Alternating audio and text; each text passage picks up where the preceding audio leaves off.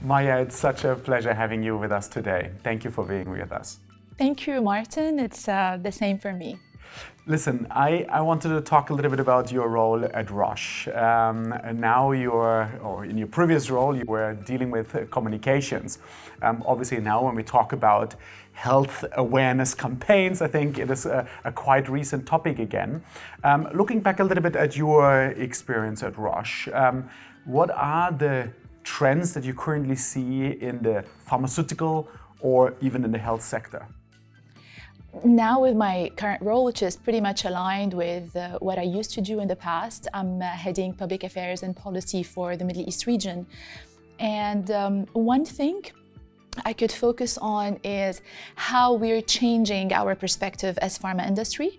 A lot of healthcare challenges are happening around the world with lots of new diseases appearing. Healthcare budgets are becoming more and more strict. Infrastructure, diagnosis, healthcare systems everywhere are not very well prepared. And I think the biggest trend today is how we become a true partner to those healthcare systems. So in the past, maybe we were considered more as a standalone industry. Today, we think broader. We should think more across the value chain or of the healthcare system or across the patient journey, from awareness, from diagnosis to actually access to healthcare. And I think partnering with the existing health systems across different initiatives in my previous role, like awareness campaigns, even today in how partnering with health systems and governments in improving diagnosis in certain countries, sometimes working to support them in certain infrastructure initiatives and even in funding initiatives. So really positioning ourselves and having a seat on the table in very serious discussions on how helping those healthcare systems in improving and filling the current gaps and eventually for better access to quality healthcare to every single patient, because every single patient has the right access to healthcare. Well, let's hope that you're going to be successful with this.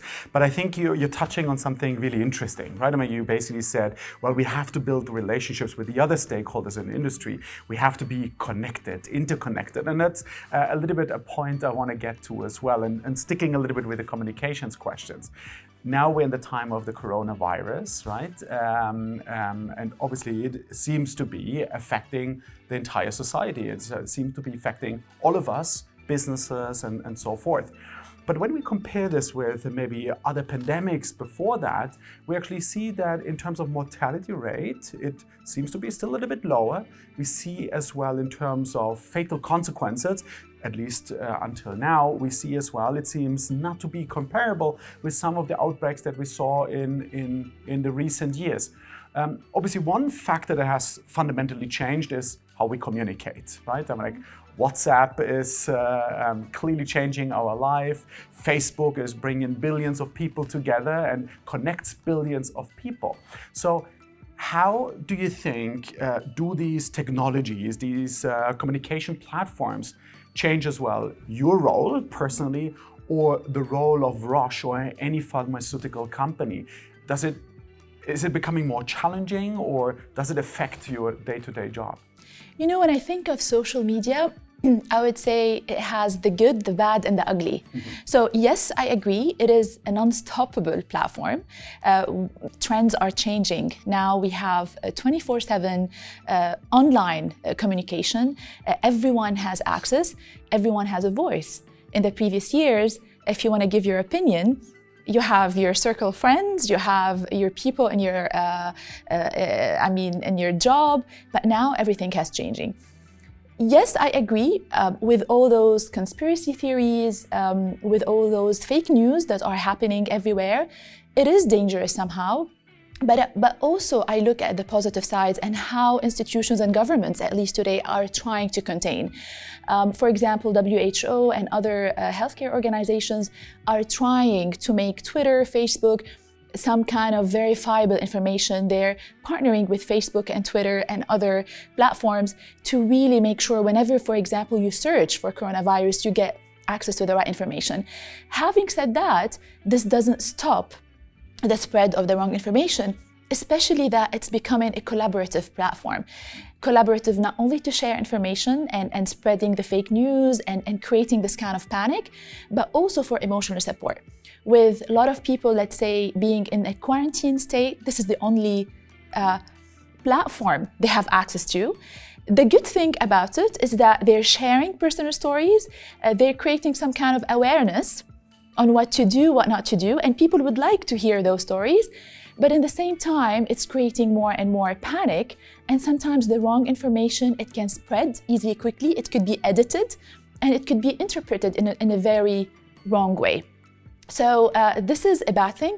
One of the good things, actually, is that the input, sometimes collectively, a lot of fundraising has been done, a lot of input from scientists around the world. They were actually sharing on how to manage this disease. But again, since today people are becoming more and more aware, I think whenever they see a kind of information, instead of sharing it, they would rather go and really check the source of information, whether it's accurate or not. So it's good to look at the good and the bad sides, but we cannot be very harsh on social media. Today, it's access to information is key, but again, we have to be selective. Absolutely, I think, as you pointed out, right? Like it's there, we have to deal with it, yeah. And we just have to be a quite active partner in making sure that the right communication gets to the individuals that need that. Let me shift a little bit gears and let me focus a little bit more on you as an individual. Obviously, you work in a quite exciting role. You work in an exciting industry as well. Looking back at your career since graduation from the MBA program, what would you pick as maybe the moment or the accomplishment that you're most proud of? I can tell you, since I started after IE, I moved to the corporate world, especially in the healthcare sector. And since I started back in Roche, specifically, one of the stakeholders I work with are patient groups. And during my analysis of the types of collaboration with patient groups in the past, we used to support them in their initiatives because these are the only groups representing the patient on the ground. And the relationship is very transparent, it's very supportive. And I realized that we really need to change how we work with those groups, and instead of just supporting them maybe in their initiatives, rather build their capacities and capabilities so they can be empowered and they can help more patients, not a very limited patients, because these groups, they have very limited resources, financial and human resources. I think one of the projects that I'm very proud of and the relationship I'm very proud of is this interaction with patient groups, because this is where I feel I work on the ground with people who have a big cause. They are very passionate about this cause and they're really working so hard to help as many patients as possible. So in partnering with them in different initiatives, capacity building program, empowering them across the region, that was very, very inspiring for me, and it's a very, it's a project I'm very proud of. And even today, all the initiatives I keep doing with them, because at the end of the day, if we really look at the pharma industry and the healthcare sector, all we care, the patient is always the most important stakeholder. Really empowering the patient, and everything we do is to really help more and more patients have access to right and fair healthcare. It's great to see that you're not only proud of this, but clearly passionate about this, because you can see the sparkles in your eyes. Let me stick a little bit on the concept of proud. Obviously, in the last decade, we have been able at IE to count among our graduates, among our MBA graduates, 2 winners actually of the most influential award given out by AACSB. And obviously in 2015, you were one of the proud winners, and that obviously made us very proud about that as well. How did you feel about that? And what do you think made you win actually this competition, because it was a tough competition? It feels great.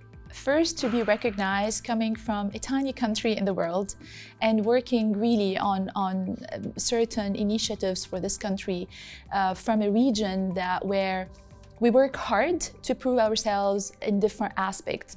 So first, it feels great to be recognized in an international competition like that.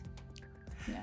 So let's come a little bit more to the more recent events. As you are aware, we are pushing women initiatives here at IE Business School and trying to fight for gender equality.